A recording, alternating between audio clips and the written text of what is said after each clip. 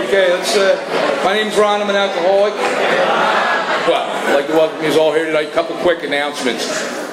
This church does Code Blue in the month of March, and they cut off half of our room, and it makes it kind of tight, as you can see. We squeezed it, we didn't account for this. So please be mindful that during this next month, there'll be some disturbances. Maybe the room will be moved to a different room in the church. Possibly, sometimes we even move across the street, American Legion Hall, or to a different church, if that come be. That's a real main purpose. We have a Facebook page, the Conscious Contact Speaker Group of Doylestown, to keep you informed. If you peek at that before you come here, there's a last minute adjustment or something like that, it'll direct you where to go. And not only that, there's all kind of events going on in AA up and down the East Coast and the whole area that we are in, and it keeps us all informed. And if you have any AA events, we love doing all the workshops and going to workshops. We're going to have one here on our anniversary. We have a nice lineup already put together for the end of April. It's all absolutely free. We give free lunch. And I always say, if your sponsor told you there's no such thing as a free lunch, bring them to that workshop, because that's what we do. We love just being of service. And so that's a really important thing. Please be mindful of this church property. They let us use this place. Try not to destroy it. They don't want us smoking anywhere on church property, so that's kind of important. And I think that's about all we got for now. And next, going to come up here and share.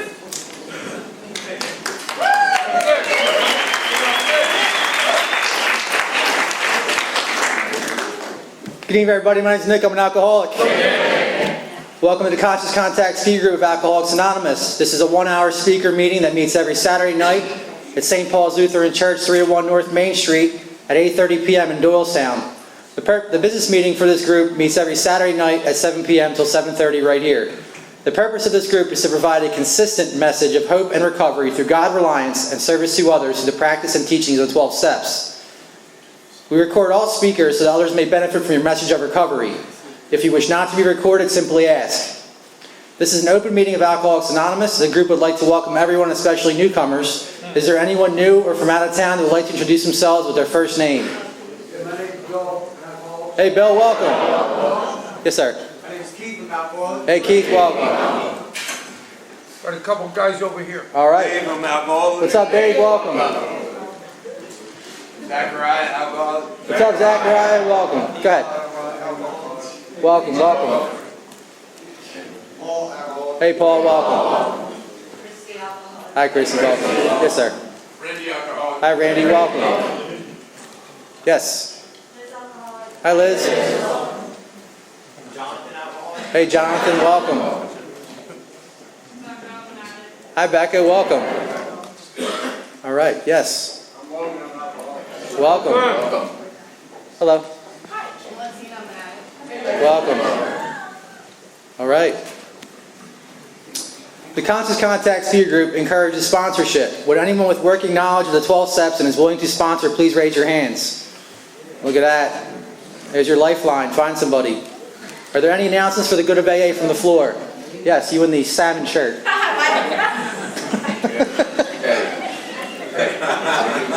name's Heather. I'm an alcoholic. This is perfect. Got to do it. So there's a conference. It's for YPA. If you don't know what YPA is, it's Young People in AAA. And that means anyone that has room to grow. So hopefully that's everyone in here. So ECPA is coming to New Jersey. And ECPA is the Eastern Area Conference of Young People in Alcoholics Anonymous. It's going to be held the second weekend of March at the Valley Casino. If you have any questions or you want to know more about it, you want to see a program, we drop the program. If you want to do service, please come and find me after the meeting, okay? That's all I got. Thanks. Thanks, Heather. Right over there.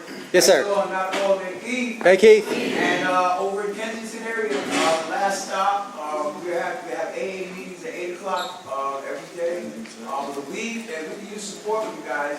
The city's trying to give us little issues with what we do there. Last stop, we hold very well AA meetings. And, you guys know anything about the last stop? We help a lot of people in that area. Deal with drug substance abuse, and we hold the AA meetings there. So we use some support. Thank you. Thank you for sharing. Okay. We have meeting lists and big books on easy terms. Please see myself or any home group member after the meeting. If you cannot afford a big book, the Conscious Contact Speaker Group will give you one at no charge. Anyone willing to make donations for purchase of Big Book and CDs to help those who can't afford them can put donations in the jar on the table marked Big Book and CD donations. If you would like a CD of any speaker, past or present, please see myself or Ron before or after the meeting. They're available free of charge. And with that, we have Dave to come up and read the AA preamble.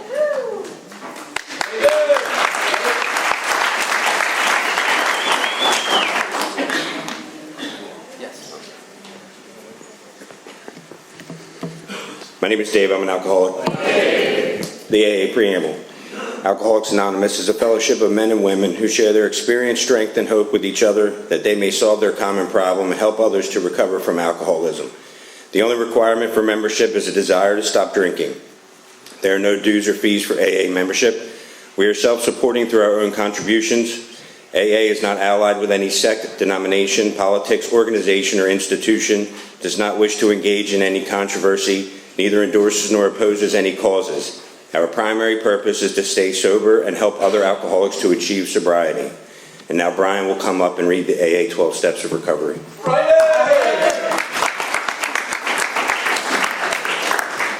All right, good evening, everybody. My name is Brian, and I am an alcoholic. And these are the 12 steps of recovery.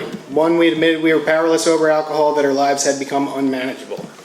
2, came to believe that a power greater than ourselves could restore us to sanity. 3, made a decision to turn our will and our lives over to the care of God as we understood Him. 4, made a searching and fearless moral inventory of ourselves. 5, admitted to God, to ourselves, and to another human being the exact nature of our wrongs. 6, were entirely ready to have God remove all these defects of character. 7, humbly asked Him to remove our shortcomings. 8, made a list of all persons we had harmed and became willing to make amends to them all. 9, made direct amends to such people wherever possible, except when to do so would injure them or others. 10, continued to take personal inventory, and when we were wrong, promptly admitted it. 11, sought through prayer and meditation to improve our conscious contact with God as we understood Him, praying only for knowledge of His will for us and the power to carry that out. And 12, having had a spiritual awakening as a result of these steps, we tried to carry this message to alcoholics and to practice these principles in all of our affairs. And with that, I'm going to hand it back over to Nick, and he's going to introduce our speaker for tonight. Thank you very much. Thank you.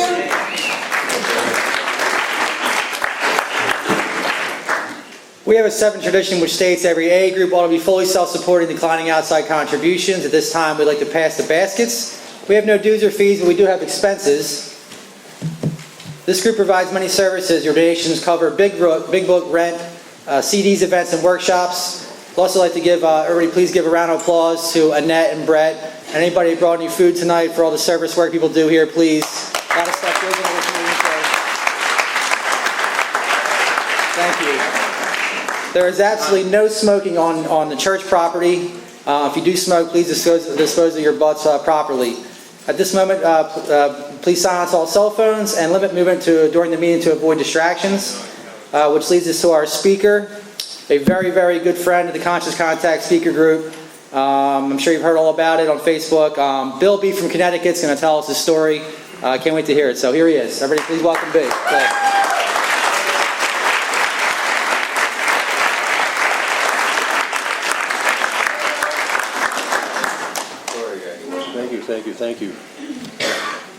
Thank you. My name is Bill, and I'm an alcoholic. And I should not have had that Boston cream donut. Ooh, jeez. Man, they kill me all the time.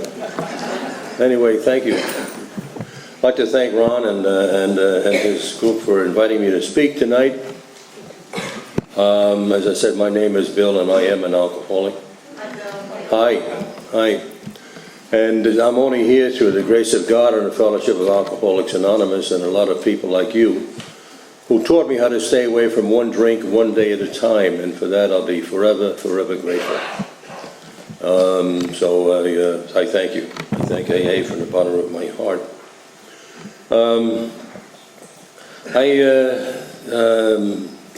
If you think when I'm telling my story that I'm bragging a little bit about certain things, I'm really not, because I'm basically a very humble man. That was my wife, by the way. I am. In fact, my sponsor will tell you that he thinks I have so much humility that I'm proud of it. So I was thinking when I was sitting there that maybe I'd get up and I would tell my humility story, but there aren't enough people, so I won't tell it. I'd like to start off by sharing with you one of my favorite stories. I'm sure many of you have heard it, but I'm going to tell it anyway. And that's the story of Pat and Mike, who met in Monahan's Bar and Grill one afternoon and became fast friends over shots and beers. And over a period of time, they became very, very, very terrible alcoholics. But their friendship remained. And they got to a point, after a while, that they got so bad that they decided they would give AA a try. And so they both came to AA and they got sober. And they stayed sober for many years. And as a matter of fact, they used to tell each other that they really found heaven in Alcoholics Anonymous. And as they got long in the tooth, they began to wonder whether or not there was also AA in heaven when they passed away. So they made a pact that whoever died first would come back and tell the other one whether there was AA in heaven or not. So Pat dies first. And one night Mike is laying in bed and poof, Pat shows up. And Mike says, Pat, he said, well, we made a pact, you know, and I promised I'd come back. He said, well, tell me, is there AA in heaven? He said, well, do you want the good news first or the bad news? He said, well, give me the good news. He said, there's absolutely AA in heaven, and it's fabulous. It is absolutely fabulous. They have these big meetings like this every night of the week, and they get famous speakers from around the world sharing their stories. I mean, it just couldn't be any better. He said, well, then what's the bad news? He said, you're speaking tomorrow night.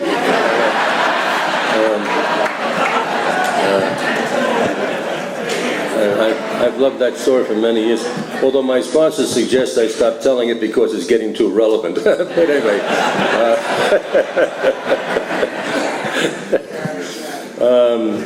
As you maybe tell already, I just love Alcoholics Anonymous. And I love everybody in Alcoholics Anonymous. I've been sober since April 8th of 1962. And it's been an incredible ride. I've met a lot of interesting people in the work that I do for a living, but I've never met anybody better in my life than I've met the people of Alcoholics Anonymous. And I'm not just saying that. And you know it's true. The people you meet here are just marvelous, marvelous people. And so willing to reach out. Once we find this gift, we're so anxious to give it away. Like my friend Ron over here. I don't want to pat him on the back too hard. In fact, the only reason I came is he promised me one of those t-shirts. Right, Ron? Yeah, okay. He's going to give me a size small, right? Anyway, all right, let me just go ahead and share a little bit about what we do here. You know, we share our experience, our strength, and our hope. And so I'll tell you a little bit about what it was like, what happened, and what it's like now. And my problem is I'm going to probably have to stick pretty much to the truth tonight since my wife is here. You know, as a matter of fact, she's even gotten me going to Al-Anon meetings. She thinks they're more honest than AAs, but I don't believe that. Anyway, like so many of us, I came from a family that was just absolutely filled with alcoholics. And because I really now believe that it is a family disease, that we pass it on. Because I have 3 boys in Alcoholics Anonymous. And they're doing great. I'm so proud of what we went through. And it's so difficult, you know, when you've been sober for a while and you have a son or daughter, you know, going through this, and you can't do anything. It's absolutely powerless. All you can do is, you know, pray. You know, share your experience, but they didn't want to hear it at the time. That's, as I say, it is a family disease. And my father was a terrible alcoholic. So I grew up in a family where there was a lot of drunkenness and a lot of yelling. My mother was a very angry lady as a result of it. This is before Al-Anon. And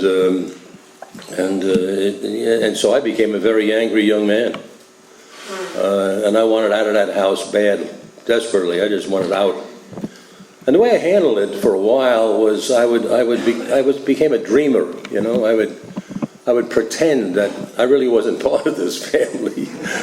I pretended I belonged somewhere else, you know. And I remember I used to sit along a highway in Queens, near the Belt Parkway, and watch all the cars going down to Rockaway Beach, you know, families and with their umbrellas and their blankets and their kids in the car, and pretend I was all part of that. And then I became an avid reader. I went to a Catholic school, and the nuns, who I have long since forgiven for breaking my knuckles, because they also gave me a marvelous education. They were very, very dedicated ladies. And one in particular just got me into reading, and I used to read all the time. And then this one particular nun, for some reason or other, thought I had a vocation to become a priest, Catholic priest. I know it's funny now, but you didn't know me back then, did you? Because you're laughing like hell. Anyway, she thought I had a vocation. So, and back in those days, this is back in the 40s, late 40s, seminaries were accepting young kids, 13, 14 years old, you know. And a lot of them went on to become ordained. But I think that's part of what turned out to be a hell of a problem. But anyway, she said, I think you do. And so she gave me some books to read about an organization called Marinol, which was a mission outfit. Had a lot of priests in China and Africa, Japan, places like that. And she gave me a lot of information. And what I saw was not only was it an exciting life, but it was a way to get the hell out of the house. And when I took my inventory, I became honest with myself, and that was probably the main reason why I decided to go way into a seminary. And so when I was 13, I went to Clark Summit, Pennsylvania. There was a big Marinol seminary up there in the hills. And it was a you know, we grew everything. You know, we grew vegetables, and we had orchards with apples and peaches and so forth, and we also raised cows, cattle, and hogs and chickens, and so one of my chores was to work on the farm, and I loved every minute of it. I loved all the 5 years I spent there, except one thing, being in chapel at 5 o'clock in the morning. I had a spiritual director who used to say to me, Bill, I think it's wonderful that you're so into the athletics and into the studies, but you came here to be a priest, and a priest is supposed to learn about God. And you don't spend much time doing that. This has something to do with my alcoholism, and I didn't realize it for a while until I discussed it in depth with my sponsor. One of my problems was I would come we used to get up at 4:30 in the morning and then be at chapel at 5. And in chapel it was all the priests and all the nuns and the seminarians, and the place was candle lit and very quiet and hush. And everybody be bent over, and I'd be looking around and seeing all these people apparently making contact with somebody, and I couldn't. I couldn't feel the presence of God, and I believe I honestly tried. And I really always felt disappointed that I couldn't get in touch with the spiritual part of the religious life. And that didn't happen to me until I came into Alcoholics Anonymous. And I know a lot of friends of mine who went on to be priests and became alcoholics felt the same way. They didn't get in touch with their higher power until they found Alcoholics Anonymous. And then they really found the God they had been searching for many years. So anyway, as I say, my spiritual director was constantly on me about this, and finally, in my 5th year, he said, you know, Bill, I've been watching you, and I don't think that, you're really going to make it. He said, I think maybe someday you might make a wonderful father, but not in this place. So he suggested I hit the road, and I did. And I came out into what they call the world, which is where all the beautiful women are, you know. And, but I was a lost soul. I remember when I was a kid, I was a lost soul because I feel uncomfortable. In a crowd of more than 2, I didn't feel like I measured up. And that helped me a lot in Alcoholics Anonymous when you would share with me the same kind of feelings. And it's called low self-esteem, and I had it in spades when I was a kid, and I never lost it over the years. And so now after being away from everybody in the neighborhood and all that for 5 years, I felt very uncomfortable. But I got a job working for a city newspaper, and this was around 1950. And New York City at that time, believe it or not, had 19 newspapers. 19 newspapers. Today they're down to 2.5. You know, News, the Post, and that damn New York Times. Anyway, that's I don't want to. So I got a job as a copy boy for the Journal-American, and I was finishing up my education at St. John's University. I had 2 more years to go, and I uncovered a big story. And to be brief, back then there was a mayor of New York called William O'Dwyer. And he was a crook, like most mayors of New York. And his brother-in-law was the police commissioner, James J. Moran. And together they cooked up a scheme where they began to shake down building contractors in New York, charging them thousands of dollars to get a permit to build. They made millions until the FBI finally caught them. And the mayor absconded to Mexico with his third wife, and James J. Moran, the fire commissioner, took the brunt of it, and he had 99 counts of grand larceny against him. And one night, I'm in my ethics class at St. John's, because I was now working days as a copy boy and going to finishing school at night. And in my ethics class, I just happened to look in the back of the class, and I saw this guy who looked familiar.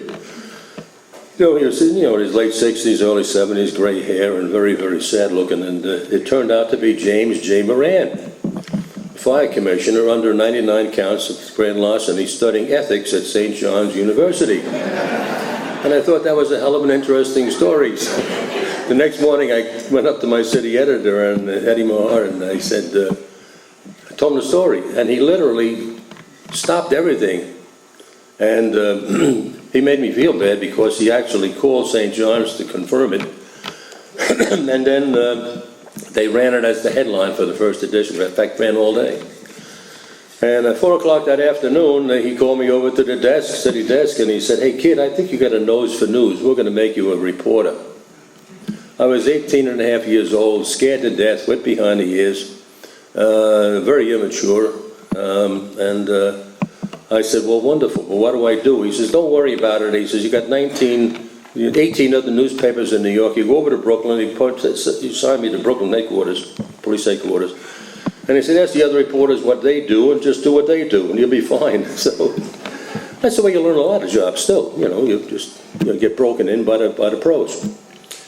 So midnight that night, I went over to Brooklyn, and I walked up to the lieutenant at headquarters, and I said, "Can you tell me where I can find some of the other reporters?" And he pointed across Flatbush Avenue in Brooklyn to the Edison Bar and Grill on the corner. And he said, "You'll find some of them in the Edison Bar and Grill." He was wrong. I found all of them in the Edison Bar and Grill. And I walked in there really scared, really uptight. And the bartender introduced me to a guy named Charlie Feeney, who was a reporter for the Daily Mirror. There was such a newspaper, by the way. And so I said, I'm now just started with the Journal-American. Charlie said, "I know. We heard about you coming." And he said, "How old are you?" I said, "I'm 19. He said, "Bullshit." He said, "Excuse me, I'm sorry." He said, "You're only 18 and a half. We checked." And I was replacing a guy who was 70. So they wanted to have fun with the kid. So I said, "I'd like to know, what you do." He said, "I know you do, but what are you drinking first?" I said, "I'll have a Coke." He said, "The hell you will." And he bought me a shot and a beer. Now, what do you do? My whole life experience had been watching my father get drunk and get angry and get mean, and my mother screaming and the whole household being upset simply because he poured his booze down his throat. And that's the last thing I wanted. Yet, I wanted to be like these guys. I wanted to be a big shot newspaper reporter in the city of New York for the largest evening newspaper in the world. It was then the New York Journal-American. So what do? Well, my sponsor told me later on when I came to AA, he said I was simply an alcoholic in waiting.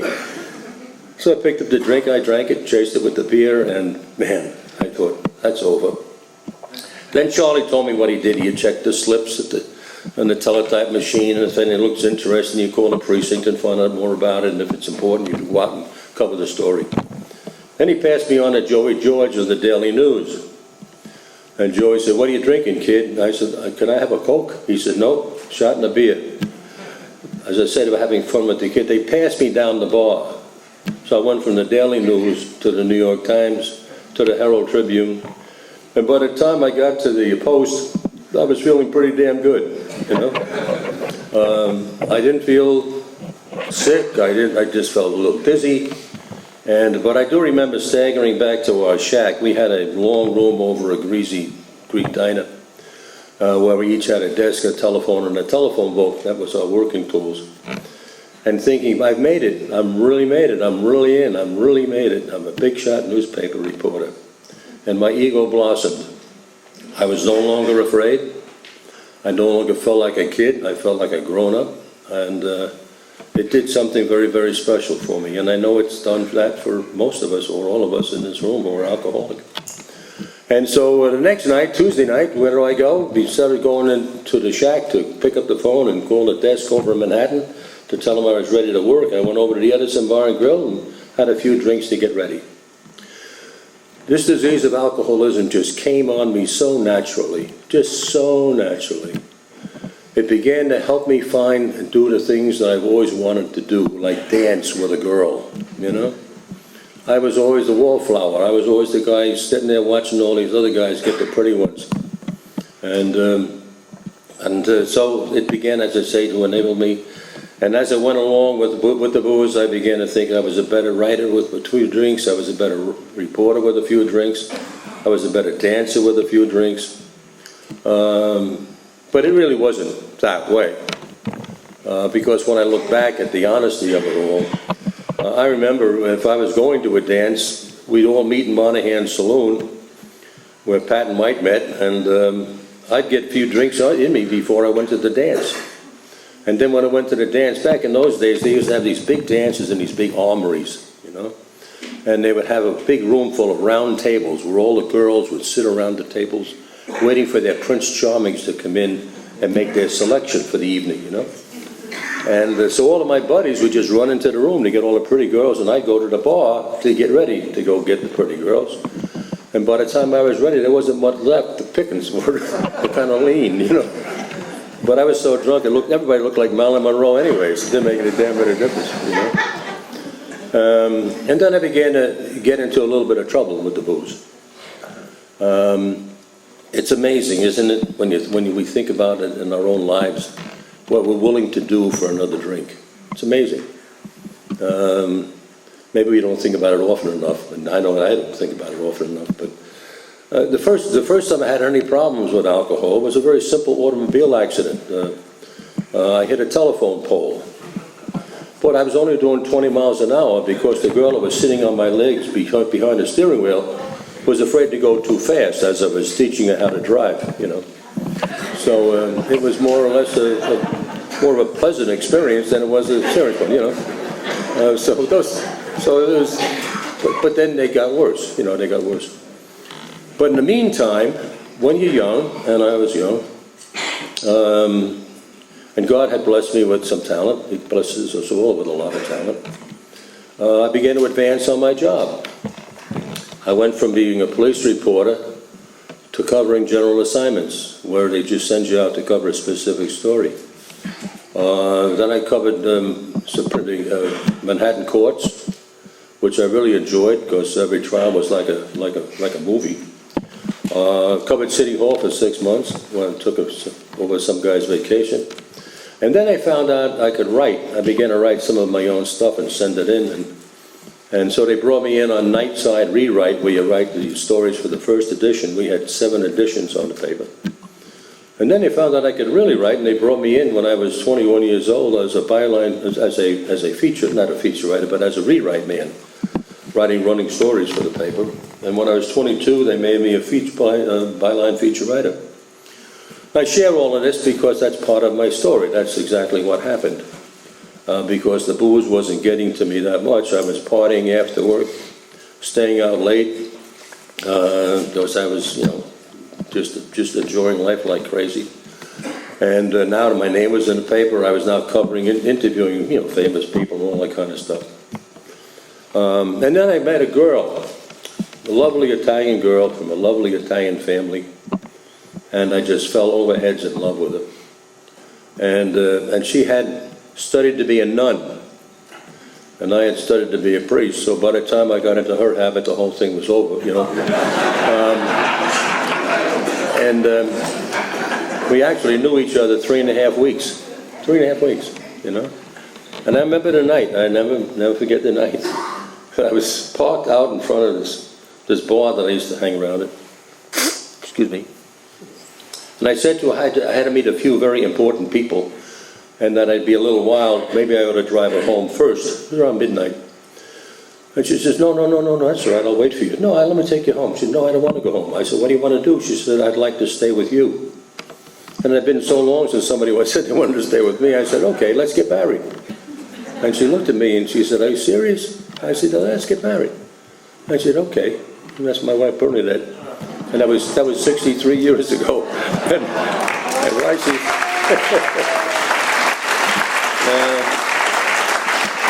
Rice's, put up with all of that. But we actually should have been divorced 124 times. But she hung in there. Yeah, we drove down to Elkton, Maryland. That was in the elopement capital of the world. Remember, Elkton, Maryland. And we got married, and I got fired. Of course, I forgot to tell him I'd be gone for 3 days. So, but the city editor liked me, Eddie Mahan. He's a great guy. He really liked me. He was also an alcoholic, but hadn't drank in a number of years because his job was threatened. They threatened to fire him if he drank again. His wife threatened to leave him.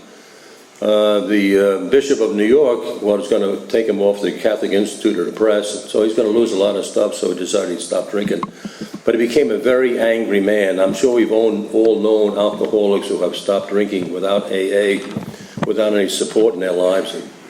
And Eddie was one of those guys. He was he was the only man that I knew who could string together 17 profane words and make a perfect English sentence. I mean, that's how, this guy was fantastic. But he was a great, great city editor, and he taught me a lot. He taught me a lot about story, what really makes a story. And he would always fill in the gaps that I would have. Wonderful guy. I owe Eddie a lot. So now I'm married, and I wasn't making that much. Newspaper guys never made that much money. And so now I got to support a wife, and then my wife got pregnant, and we had our first baby girl. So now I'm a father, I'm a husband and a father, and an alcoholic, which I didn't know. All I knew is I like to drink a lot. And so I began to borrow money. I remember I borrowed $50 from Beneficial Finance Company because we were allowed to take advances on our paychecks. And so I was getting paychecks that read 0, 0, 0, 0, and I couldn't bring that home. So I would borrow money from finance companies and bring the cash home. And I never forget, I borrowed $50 from Beneficial, couldn't pay them back that week. And so I borrowed $100 from local loan, and they paid back the $50. And I couldn't pay back local loans, so I went over to household. I borrowed $200, and I paid back the $100. And I thought I found the key to financial success. Except when I came to AA, I owed 5 finance companies, 2 banks, and 2 very bad loan sharks. And I was about $67,000 in debt. And we had 5 judgments against me. So that's how I came into this fellowship. So anyway, and it seemed as if, as the pressure grew, my drinking grew. I began to get fearful, and the way I handled my fears was by having a few drinks. If I was happier, I wanted to be happier with a few drinks. I was sad, I wanted to get over being sad. If I was angry, I didn't want to be angry, so I had a few drinks. You name it, I drank over it, and it began to really affect me. And it began to affect me on the job. I began to miss days and make up phony excuses. I don't know how many times my grandmother died, that kind of stuff, you know. And so what happened was the city editor, Eddie Mahar, wanted to keep me on, but he wanted to teach me a lesson because he knew what happened to him as a result of his drinking. And at this point, I was still in my early 20s, and so he demoted me to the post of obituary editor. Now, there's a big difference between being a byline feature writer and being the obituary editor for a newspaper.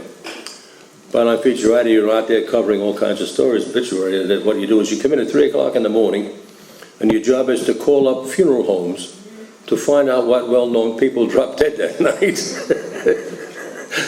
And to find out, you had to talk to the funeral directors, and sometimes they were, you know, putting lipstick on a corpse, you know. And you could hear them on the phone talking with their associates. No, that's too much. No, no, make her smile a little bit more. That's it, you know. They were putting bodies, you know, to make them look good for the coffins. And after a while, it got to be a little eerie. So instead of calling up too many, I used to tear the obituaries out of other newspapers. I used to paste them up and send them into the composing room. This is before computer type. But now we were printing obituaries of guys and ladies who died a couple of days ago. And I was getting notes in my mailbox in the city room from Eddie, the city editor, saying, we want fresh obits. Fresh obits. And I'm saying to myself, what the hell is a fresh obit? The guy's dead, you know. And what happened is, I guess the janitor, he used to, most of the time he'd throw out most of the papers. You know, because the city room, we used to read other papers to find out what they were doing and so on and so forth. But I must have gotten a real old paper because I pasted this one up and sent it through and without even checking it, because I was spending most of my time now in a place called Mucci's Saloon, which was right across the street from the newspaper office. It was a great, great saloon, it really was. As a matter of fact, at low tide on the East River, you know, or high tide, it would flood the basement of Mucci's, overflow the toilets. And it would really smell just right for an alcoholic, you know. And then Frank Mucci was a terrible alcoholic. And if you got him drunk enough, he wouldn't even remember how many buybacks he gave you, so you could just drink half the night for nothing. So that's where I spent most of my time while I was tearing obituaries out of other papers. But now Eddie Mahar got sick and tired of this stuff, and he told me, no more, no more, no more. And I knew I was going to get fired. So instead I quit. I had a friend of mine that had gone to a weekly news magazine and it was doing well. And he said there was a spot for me, so I went over there and they liked my stuff, and so they hired me and I became a traveling writer for this weekly news magazine, and that lasted about 3.5 years. And I can almost measure my disease through my jobs. I worked for the newspaper for 8.5 years. I worked for this magazine for 3.5 years. I was about to get fired because I turned in a phony story. And so I quit and I got a job now working for a wire service, United Press International. And that lasted about a year. And then I quit because I was in trouble there. And I got a job writing for WR Radio. And that only lasted me 3 months because you're supposed to meet deadlines for radio, you know. When the news goes on at 9 o'clock, you're supposed to have your copy in. You can't have the announcer saying, well, can you folks hold on for 5 minutes because Borchert doesn't have his copy ready yet, you know, so you can't do that. And so by the time I was 27 years old, I was unemployed in the media world, and I'm really a sick guy. How it gradually caught up with me. Some people, you know, they lose weight when they drink a lot, and me, I just put it on. At one point I weighed well over 330 pounds. In fact, on 45th Street, I was known as the Moon. I'd walk into a saloon and they'd look up and they'd say, hey, look, the moon is up. The moon is up tonight. And I'd waddle in, you know. And inside I was dying, but outside I had a laugh because I wanted to drink, needed to drink. Didn't know it at the time. Had no idea I was powerless over alcohol. Because every reason in my mind gave me the right to drink and the need to drink. And you couldn't tell me otherwise. But now I wound up drinking up 2 homes, and the only place my wife and our 4 children had to move to is my mother-in-law's basement, Bernadette's mother's basement. She took us in. And to show you what kind of a smug, arrogant, self-serving self-serving and selfish individual I was. When my mother-in-law asked me to fix the basement up before he moved in, I said, "You got a son, why don't you ask him to do it?" Whew. Anthony, my mother-in-law had 11 girls and 1 son. And Anthony was quite a guy. I just thought about it for a minute. And I remember asking Anthony what it was like growing up with 11 sisters, and he said, "You know, I didn't know until I was 13 I didn't have to sit down to pee." So he was quite a guy, and well, it made sense to me, you know. So now we're living in my mother-in-law's basement. Bernard and I are sleeping on 2 cots behind the oil burner. Kids are sleeping in cribs around the walls, and I'm allegedly out looking for a job. And Bernard and I weren't talking much at the time. She didn't know what to say anymore, and I didn't want to listen. I knew one of these days I was going to get out of this. Something was going to happen. Something was always going to happen. And I was always chasing something that was going to happen, and it was never going to happen. But now I was coming to. I became a blackout drinker. Real bad blackout drinker. And, I mean, my blackouts sometimes would be very spacey. You know, I'd wind up coming out of a blackout in a place that I didn't even know how to get to, I thought. And but now I began to think about what was going on, and I came to the realization I must be going crazy. Because I'm doing things now that I didn't want to do, and I'm doing them over and over again. So how do you explain that, except that you're crazy? And it made so much sense to me at the time. And I didn't know what to do about being crazy, except just keep on drinking. Because there was no hope for me, I was gone. And I had my mother-in-law who was taking care of my wife and the kids. And I was taking advantage of her, and she never said a word to me. This woman who I came to hate with a passion, my mother-in-law, I came to love like I've rarely loved anybody. And but I remember I used to stagger into that basement sometimes 2 or 3 o'clock in the morning, and I swear to God, my mother-in-law was sitting there at the dining room table praying.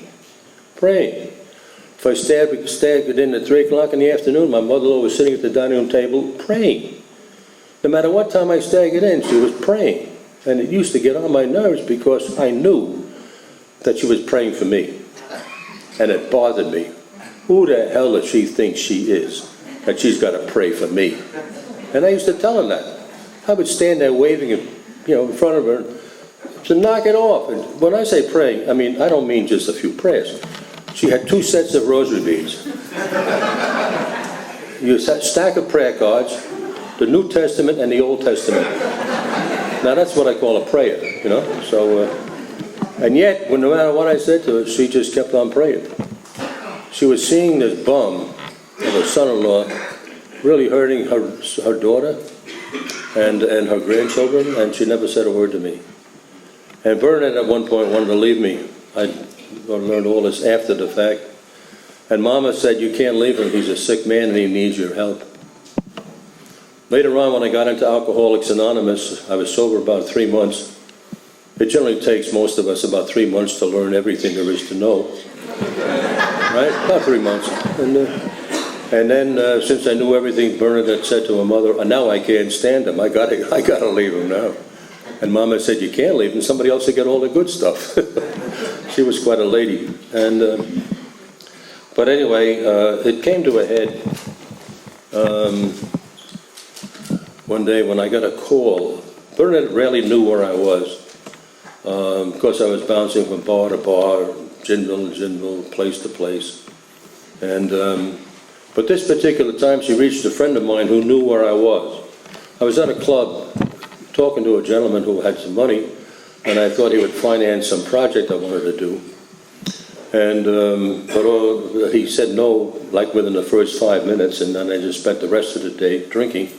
But Bernadette reached me there, and she said our daughter, Judy, 5 years old, had an infection, urinal infection, and was running 104 degrees temperature. The doctor said she had to be taken to the hospital right away, and she was leaving to get her there. Would I meet her at the hospital?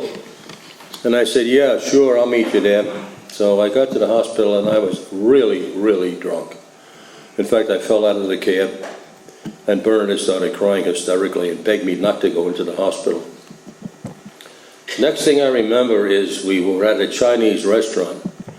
She said she hadn't eaten all day, and we went to this Chinese restaurant and they served alcohol. And then she told me, later on this is all about, but she said to me, I ordered 9 drinks.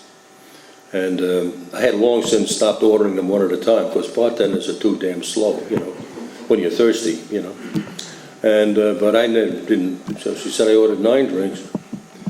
And what I do remember is her looking at me like she used to once in a while, and it really bothered me, and she said to me, Bill, look at you. Look at you. Do you know what you look like?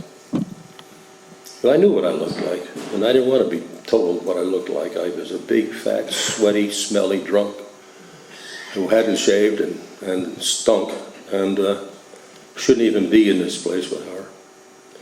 And she looked at me and she said, why? Why are you doing this to yourself? You've been asked that question? Why are you doing this to yourself? And she had asked it a few times before, and I just ignored the subject. But this particular day, when she asked me, I just broke apart.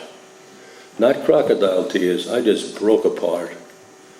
Because I was so lost. I was so lost. And I reached out to Bernadette and I said, there's something wrong with me. I think I'm going crazy and I don't know what to do about it. Now, if you get to know my wife, you'll find a very loving woman who will let you rest your head on her shoulder for about 10 seconds until you tell her what the problem is, and then she'll say, okay, let's go solve it. Let's get to it. You're not going to leave your head on my shoulder for the rest of your life. And so what she did is she called up our family doctor. But because of her shame, she said to our doctor, I was just talking to my sister-in-law, and my brother-in-law has got a serious problem. He thinks he's going nuts. And our doctor said to Bernadette, what has that son of a bee of your husband done now? And after she talked to him for a little while, he suggested I go see a psychiatrist.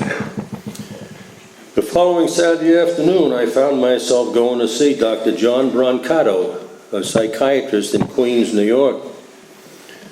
Now, you always got to get ready for big events, right? You've got to get prepared for big events. I mean, going to see a psychiatrist is a big event. At least it was for me. So I stopped off at Fred Funk's Saloon and I got ready for the big event. I had about 6 or 7 doubles, and by the time I felt ready, I left and went over to see the doctor. And I walked in. I should mention this. As I was walking into his office, 2 nuns in their full habits were walking out. And I remember saying to myself, geez, if nuns got to see a nut doctor, I can't be that bad, So I walked in, and it was a little short, skinny guy with a little pencil mustache and half glasses, pince nez. And I looked around for the couch. In the movies, what you do is you go lay on the couch, right?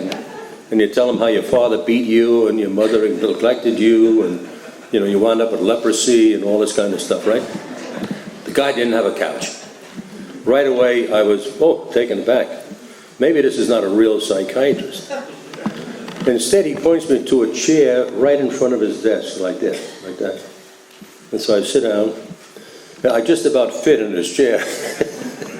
And he looked, I never forget, this is like yesterday, and he said to me, what's your name? I said, Bill Borchert. I said, you should know, I made an appointment. He said, oh, okay, Bill, okay, Bill. What are you doing here? He said, you're a young guy. What the hell are you doing in a psychiatrist? This is the way he talked to me. What the hell are you doing in a psychiatrist's office? I said, because I think I'm sick. What do you think you're sick from? I said, I think I'm going crazy. He said, why do you think you're going crazy? And I began to tell him some of the stories that some of them I shared and others, And they all had to do with drinking. And he finally stopped me and he said, oh, I see. He says, you drink a lot, don't you? I said, well, what do you mean by a lot? I'd be specific about that. And he said, well, that's fine. He says, what do you drink mostly? Beer? I said, yeah, I drink a lot of beer. He said, what, like on weekends with your friends? I said, yeah, mostly. He said, do you ever drink beer on Mondays or Tuesdays? I said, yeah, sure. How about Wednesdays, Thursdays, or Fridays? I said, yeah, I drink beer then. He said, aside from beer, do you ever drink like something like rye? I said, I like rye. You know. And "Hey, how about scotch? So I tried to be sophisticated. I said, yeah, but that's an acquired taste, you know. So, do you ever drink vodka? Oh, I said, I like vodka. How about bourbon? Oh, bourbon's one of my favorites. Nice cold glass with water, ice, you know. That's really, really good, you know. How about wine? I said, well, I'm not too hot on wine, but yeah, if you serve it, I'll drink it, you know. And what he did, he was trying to paint a picture of a guy who was 27 years old, who drank every day in the week, anything he could get his hands on, right? And then he said, Bill, do you know what an alcoholic is? And I straightened up in my seat because I knew the answer to this one, you know, so I said, yeah. And I described the guy on the Bowery, right, sitting on the curb, picking lint out of his navel while he was knocking it down to a paper bag, right? And he said, you're right, that's an alcoholic. He said, but that's an alcoholic in the final stages of his disease. He said, that guy wasn't born on the Bowery. He was maybe born in a nice place like you, maybe even nicer. And through the use and abuse of alcohol, he wound up on the Bowery. And he said, that's exactly where you're heading. Man, did I get mad. I kept thinking, who the hell does this bum think he's talking to? I mean, I came here out of the goodness of my heart, you know, to get some help, and he's insulting me and telling me I'm an alcoholic, you know? And of course, he was now talking about the disease of alcoholism, you know? And when he got finished, he said to me, Bill, do you really want help? I said, well, can you help me? He said, no, I can't help you. I said, well, then why the hell did I come here? He said, well, if you stop drinking, I can probably help you, but a psychiatrist can't help an active alcoholic. No way. He said, maybe some of them think they can, but they can't. He said, but I know, and he said, besides, it would be a waste of money. It costs you $50 a visit. And so, you know, why waste that money when I can't help you? But I know some people who can if you're serious. I said, yeah, I think so. He said, okay. And he gave me the phone number of the Integral Office of AA in New York. And they said, if you're serious, call them up. They'll help you out. So I said, okay. So I then headed home. Now, how do you go home and tell your wife that a psychiatrist thinks you're an alcoholic? That's a tough one to handle, right? So I stopped back off at Fred Funk's Saloon and got ready to tell her, right? So after about 4 or 5 more shots, I had the whole thing laid out now, you know. And so I went back into the basement. I sat on one cot, she sat on the other cot, and she was very anxious. What did he say? What did he say? What did he say? I said, what? I said, he thinks I'm an alcoholic. What? I didn't hear what you said. I said, he thinks I'm an alcoholic. But I said, you got to understand what he means by that. Well, what does he mean by that? He said, well, he told me that he thought alcoholics are usually very, very intelligent people. That's right? Just look next to you, right?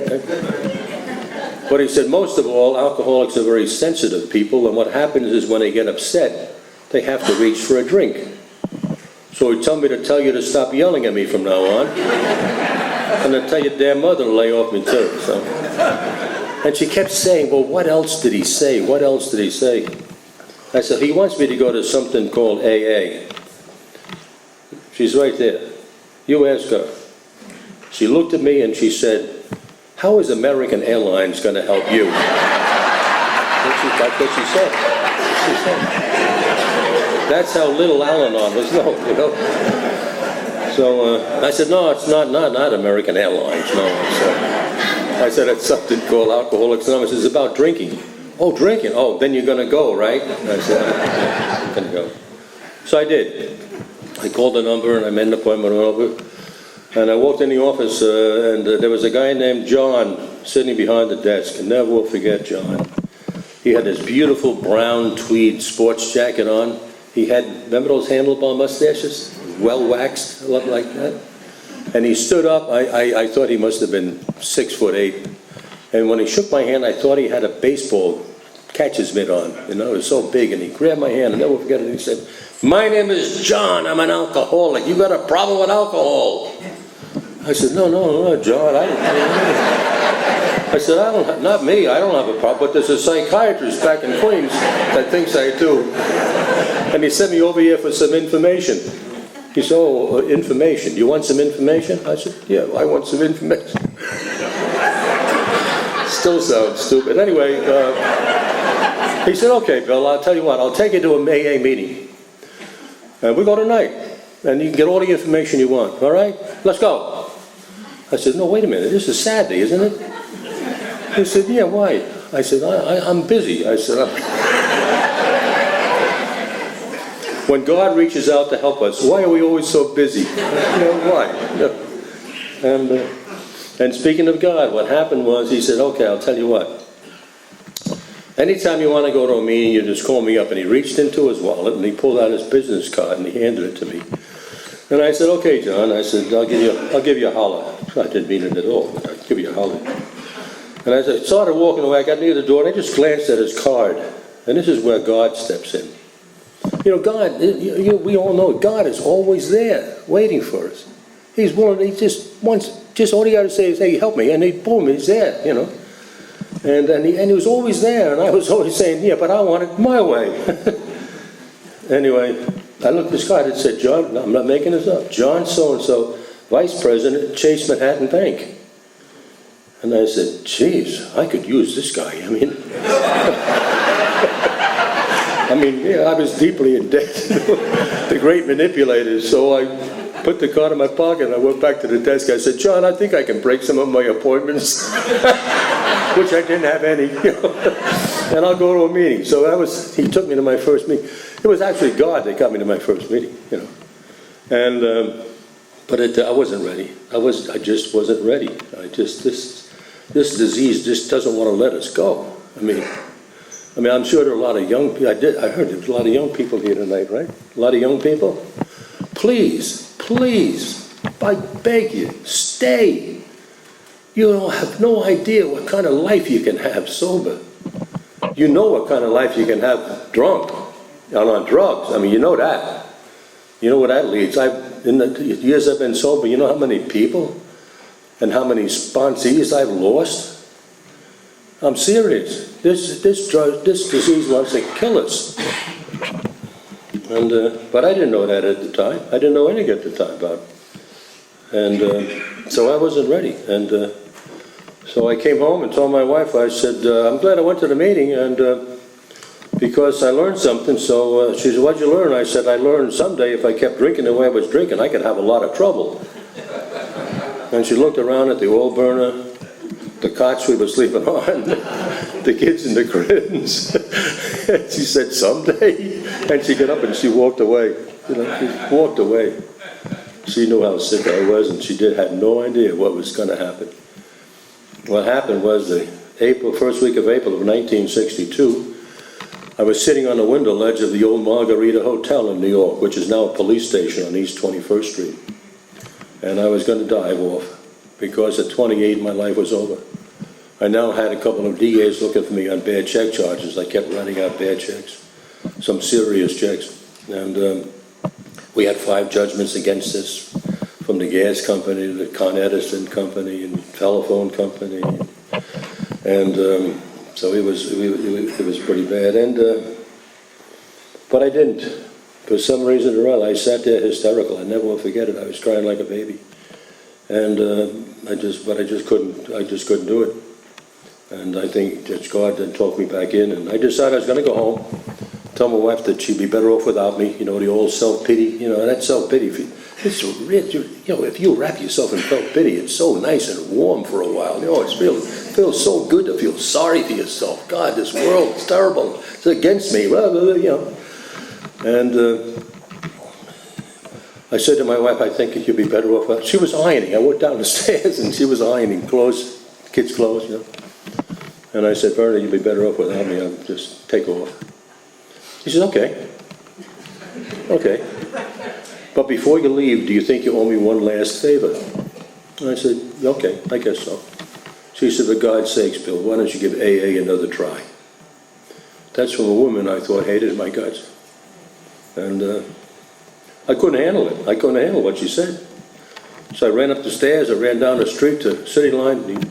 Under the L, there was a bar that I used to drink in all the time. And ran in, ordered 2 shots, got one of them down. And I'll never forget it. I looked in the mirror, the bar mirror. Don't ever look in the mirror if you don't want to see the truth, because mirrors don't lie. They tell you the truth all the time. And I saw what I looked like, and I said, I just can't go on anymore. No more. And I went back home to the house. I took a shower in my mother-in-law's apartment, and the phone started to ring because Bernadette had found a card from some guy that I had met with the year before when I went to a couple of meetings. And she called him and said I needed help. And he was calling me back, and his name was Joe, became a good friend of mine. And he very simply said to me on the phone, I hear you're having a lot of trouble, Bill. Would you like to try AA again? And I said, please, Joe, please. And the following night, a car pulled up in front of my mother's house, my mother-in-law's house. A big old Packard driven by a guy named Benny Michelson, a roly-poly Jewish jeweler from Brooklyn. And they had 3 other fat guys in the back seat, but he could fit a 4th, you know. So he invited me in. Yeah, his packet could normally seat 8 people, but only 7 with 4 fat guys. And for a while he had 4 fat guys. Great guys though, and all the way to the meeting they kept talking to me about, Bill, it's wonderful, wonderful, good to see you back again, blah, blah, blah. This time you gotta take the cotton out of your ears and stick it in your mouth, blah, blah, blah. And got to the meeting, and as we stepped out of the car, they kept telling me I needed a sponsor, so since Benny drove the car, I asked Benny to be my sponsor, and he said, I'll think about it. After the meeting, he went back with me to the kitchen at our meeting place in the back church basement and filled the sink with hot soapy water. And he said, I'll tell you what, in those days we drank coffee out of mugs, not these damn styrofoam. You can't get sober washing styrofoam cups, you know. So we washed mugs, and we had dishes, you know, for the cake and cookies and knives and forks and whatnot. A lot of ashtrays back in those days. And so I washed, he dried, and then we got in the car and headed home. You know, 4 fat guys and Benny and another guy, and so he dropped all the other fat guys off first, and the other guy got out next, and he drove me home and pulled up in front of the house, and he looked at me and stretched out his hand and he said, okay, since you were so willing to wash those dishes and stuff, you proved to me that you really want this program. I said, Benny, I want it more than anything else. He said, I'll be your sponsor. And what a fantastic sponsor he was. He's still in my life. He was my sponsor for the first 31 years of my sobriety. Took me through the 12 steps of Alcoholics Anonymous. Began to get me into the history of Alcoholics Anonymous. Got me involved in all aspects of Alcoholics Anonymous. We went on retreats together. We went to AA conventions together. Bernadette, Benny's wife Hattie became Bernadette's sponsor in Al-Anon. And it was just absolutely incredible. But he told me that the AA has to be first in your life. He said, Bill, if you put AA first in your life, above every single thing in your life, including God, you can have a wonderful life. But if you don't, ain't gonna work. You're gonna lose everything, including God. It almost happened a couple of times. It almost happened to me a couple of times when things got good. I want to share now.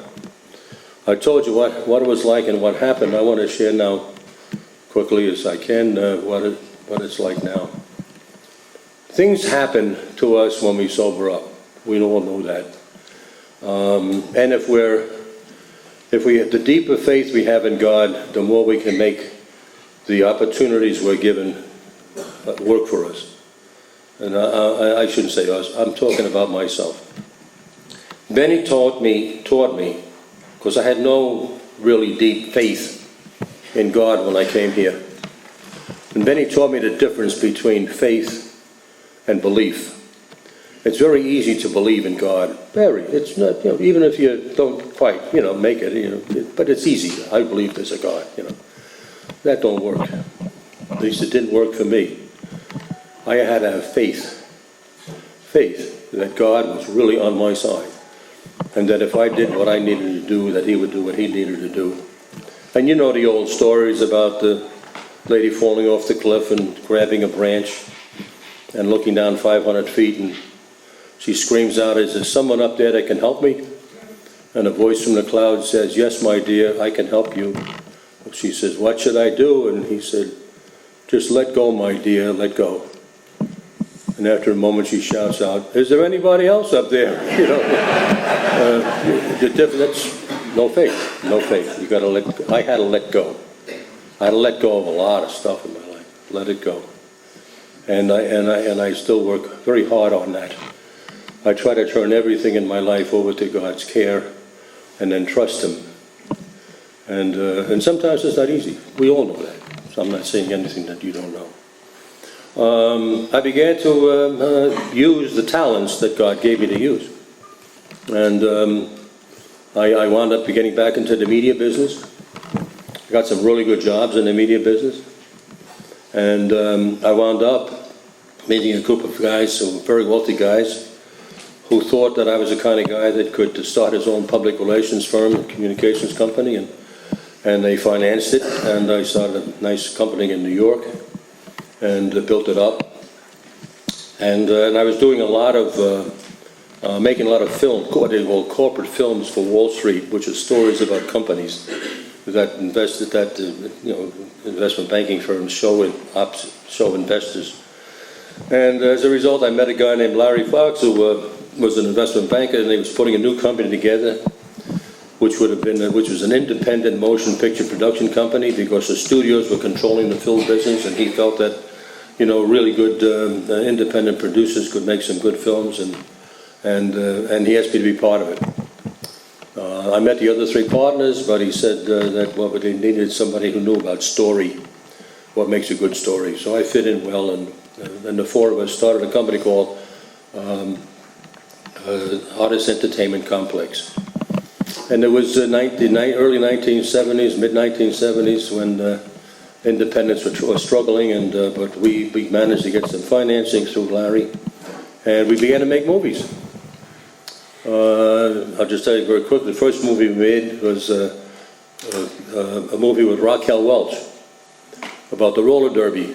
Yeah. Oh, you saw that? Yeah.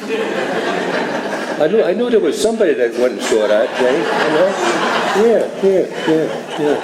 It was called Kansas City Bombers. She was and watching Raquel Welch on a set, we used a Brooklyn skating rink that was used by roller derby, and watching her skate around in these black, tight-fitting leather pants was like having a spiritual experience, Fantastic. And then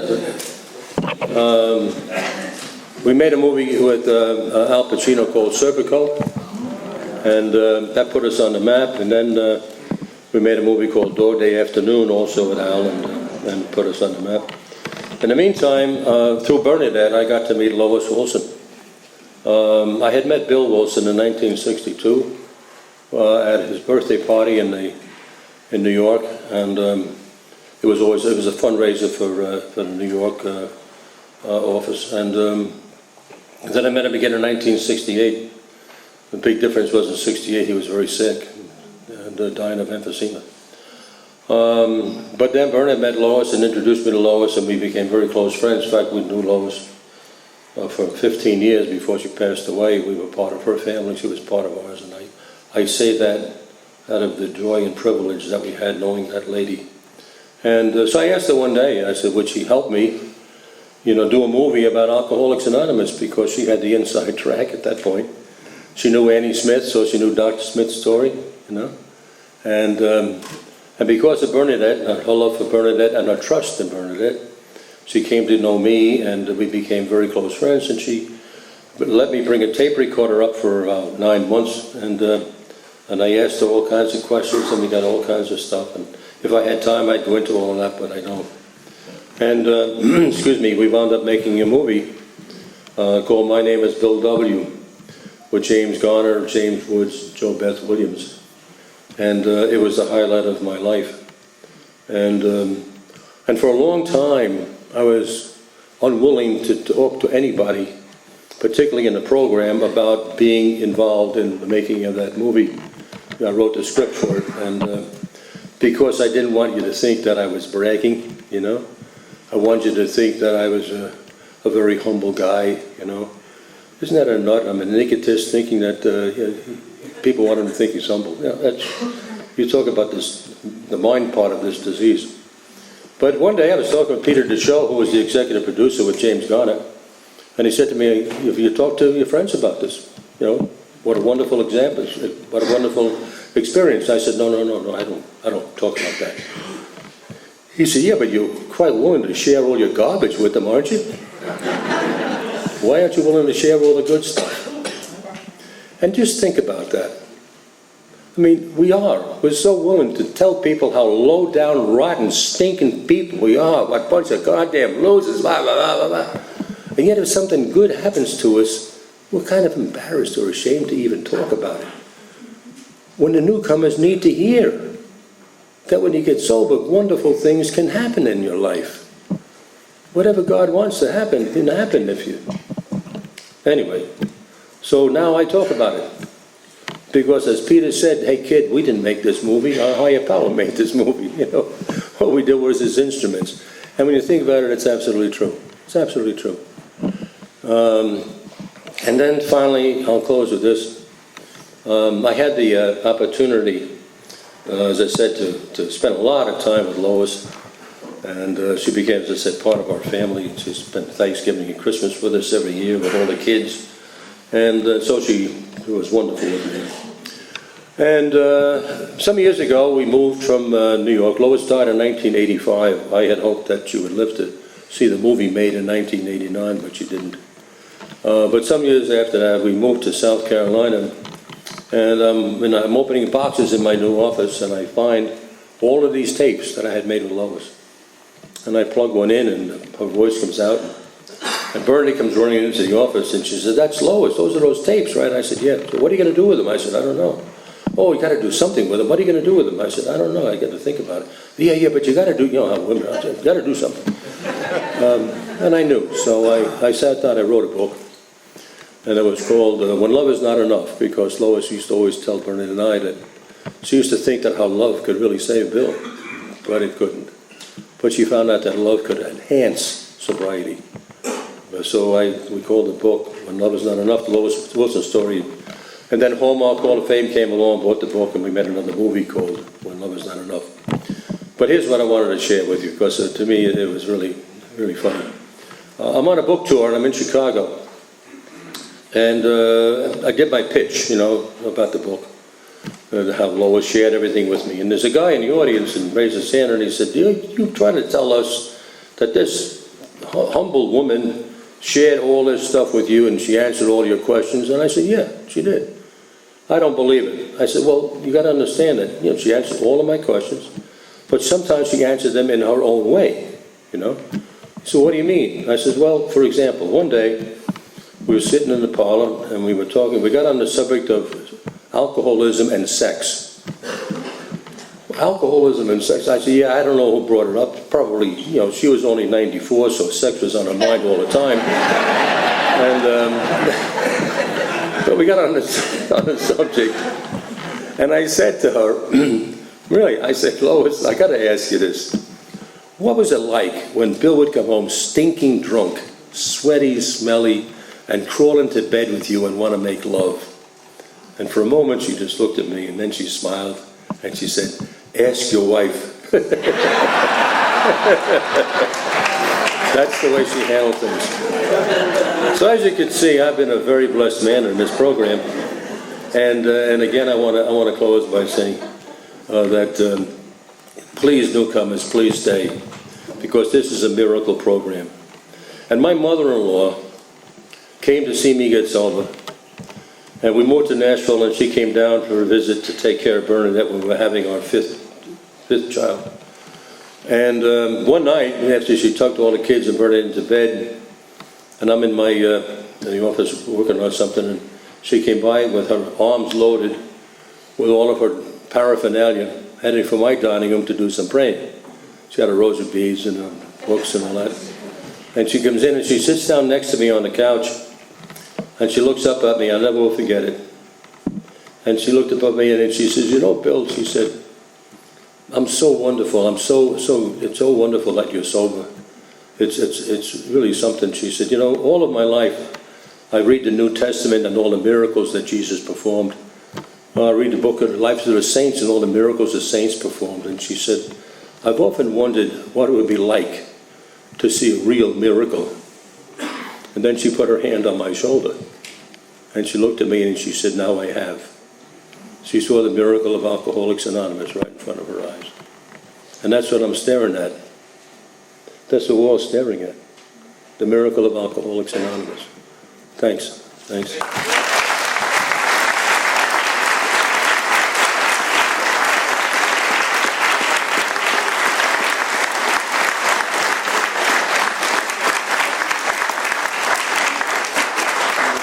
Let's thank Bill one more time, please. Thank you.